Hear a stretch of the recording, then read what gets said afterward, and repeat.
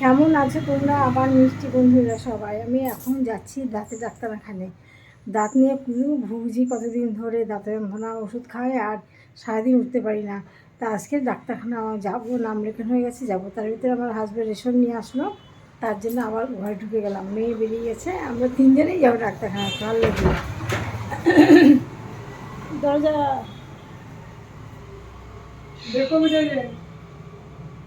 দরজা খোলা পেলেই মিঠাই ফুট করে দেবো, তাই দরজা খোলা আছে, তার জন্য দেখছি আমি বসে। ও বেরোবি না?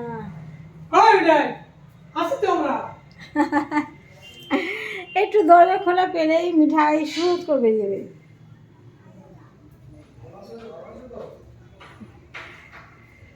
হাই বন্ধুরা, যাবো ডাক্তারখানায়, সঙ্গে থাকবো, দেখি কী বলে ডাক্তার। দাঁত তুলবে হয়তো, এখন তুলবে না, আমার দাঁতে ব্যথা, গোড়া খুব ব্যথা। খাবার পরে তো গেলে ভীষণ কষ্ট হয়। মারি দাঁত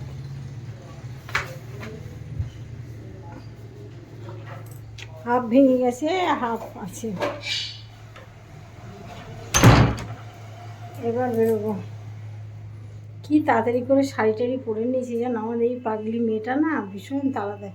মা তাড়াতাড়ি চলো, টাইম হয়ে গেছে, 11:30 পরে দেখবে না তাড়াতাড়ি চলো, তার জন্য করতে করতে সে চল তাদের ইচ্ছে নিয়েছি। ঠিক আছে, সঙ্গে থাকো তোমরা।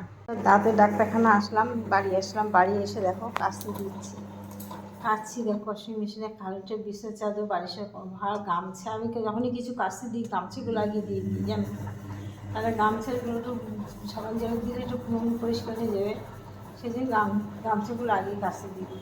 এইগুলো কাচতে দিচ্ছি এখন, কেচে ফেলে রোদ নেই, আজনা করে হচ্ছে না কাঁচা, তাই আজকে রোদে আছে একটু দেখে আমি এটা দিয়ে দিলাম কাচতে। কেচে এগুলো মেলে দেবো তাড়াতাড়ি করে, আবার তারপর যাবো রান্নাঘরে।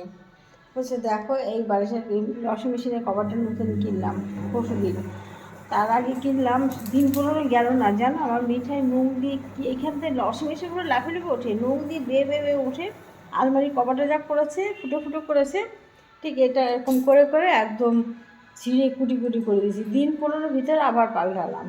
কি দাম এইগুলো বলো তো, ও পারি না আমি, আর ওদের জ্বালায়, কিন্তু কিছু করার নেই, আমার পোষ্য বলে কথা।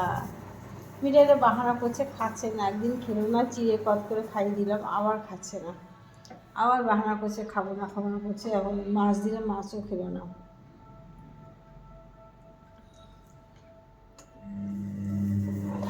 তোমরা সবাই কেমন আছো বলো? এখন রান্না করতে যাবো, তাই ভাবছি এইগুলো কেচে রোদে দিনই, রোদ নেই, আজকে বৃষ্টি, আজকে রোদ নেই কিছু না, এই জন্য বাজনা করে হচ্ছে না। ভাবছি না দিলেও হবে না, আজকে কেচে তাতে করে কেচে রোদে দিই, যা হয় হবে।